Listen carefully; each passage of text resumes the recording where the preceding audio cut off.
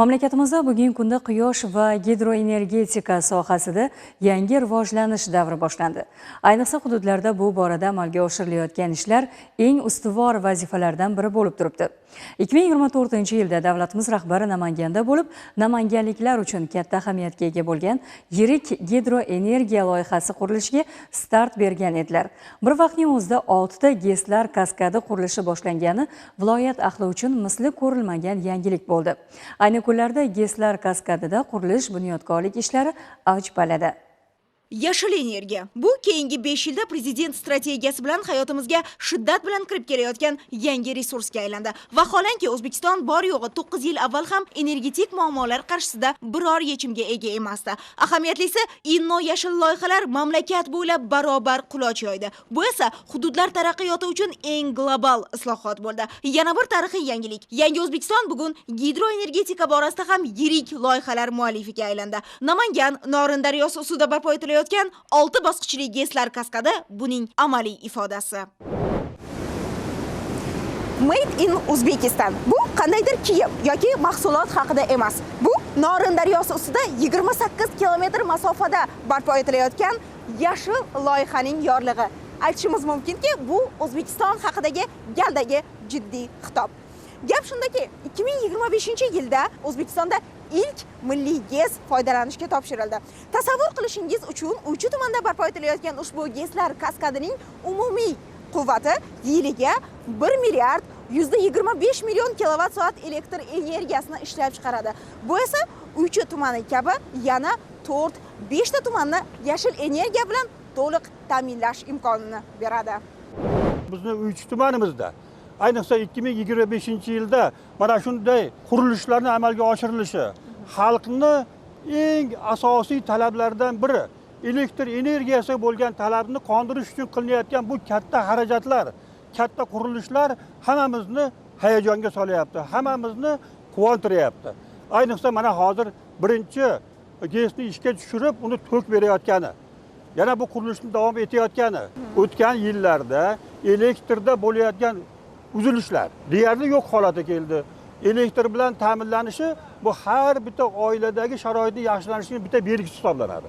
Agar shu GESlar to'la ishga tushsa, O'zbekiston bu elektr energiyasini chetlarga sotadigan eng oldingi yuksak davlatlardan biriga aylanadi. Buni prezidentimiz kechagi nutqlarida yaqqol ko'rsatib gapirdilar. Murojaatnomani eshitib, ko'rib, men o'zimdan turgan joyimda to'lqinlanib qarshi oldim.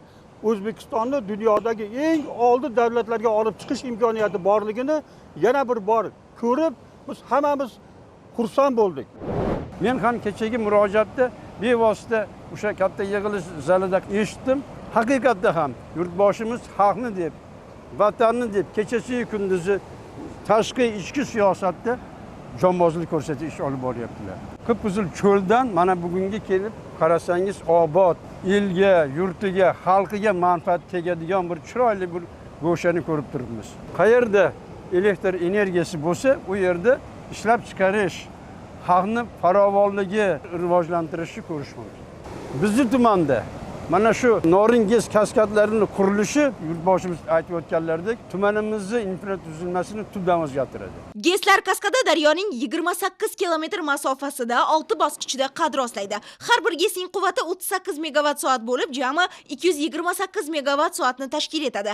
Kaskad yiliga 1 milliard 125 million kilovatt-soat yashil energiya ishlab chiqaruvchi gidro loyiha sifatida ish boshlaydi. Bu esa kamida 4 ta, maksimal 5 ta tumanni to'liq yashil energiya bilan ta'minlash imkonini beruvchi mega quvvat degani. Norin daryosida gidroelektr stansiyasi qurilyapti. Biz o'zimiz ham tasavvur qilmaganmiz. Haqiqatda bunaqangi juda ham katta inshootlarning qurilishi bu tumanimiz uchun juda ham katta imkoniyat, xalqimiz uchun juda katta imkoniyat bo'ldiki, tumanimizda katta korxonalar barpo qilinyapti. Kichik sanoat zonalar qurilyapti. Xalq ish bilan ta'minlanyapti. Uch tumaniga juda ham katta milliy loyiha mana gidroelektr stansiyasining qurilishi Bu prezidentimizni xalqimizga bo'lgan bir juda katta g'amxo'rliklari deb bilamizda. O'tgan 2 yilda Namangan uchun amalga oshirilgan eng yirik islohot bu viloyatning umumiy energiya iste'molining 60% ga teng yashil loyihalarga start berilganligi. Geslar kaskadi va Pop tumanidagi ikkita umumiy quvvati 1000 megawatt soat bo'lgan quyosh fotoelektr stansiyasida yillik 3,5 milliard megawatt soatlik umumiy yashil quvvat yaratildi. 2024-yil 26-mart Namangan energetikasi uchun sensatsion yangilik yangragan kun.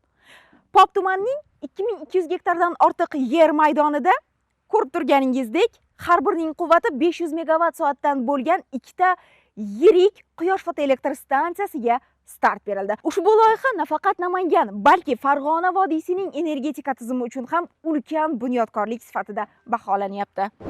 Har ikki loyiha Germaniya va Birlashgan Arab Amirligining umumiy qiymati 850 million dollarga teng investitsiya mablag'i hisobidan qurib bitkazilmoqda. Mazkur energo inshoot hajmi va quvvati jihatidan O'zbekiston miqyosida ham yirik loyiha. Mana shunday yirik loyihalarda aynan Pop tumanida amalga oshirilishi biz prezidentimizni bir popliklarga, namanganliklarga bergan bir tuhfasi deb qabul qilamiz. Dastlabki bosqichda ishga tushirilishi natijasida qariyb 250 million kilovatt soat elektr energiyasi bitta loyihani o'zida amalga oshirildi. Davlatimiz rahbarining oqilona siyosatlarining natijasida tumanda bo'lmagan yirik ishlab chiqarish korxonalari qad rostladi. Sanoat ishlab chiqarish hajmlarining o'zigina 200 milliard so'mga, ya'ni 1,5 baravarga sanoat ishlab chiqarish hajmlarini oshdi. Yana elektr energiyani saqlash markazi loyihasi Pop tumanida amalga oshirilyapti. Tumanimizda bu mana shunday yirik loyihani amalga oshirilishi natijasida investitsion muhiti tubdan o'zgardi deb hisoblayman.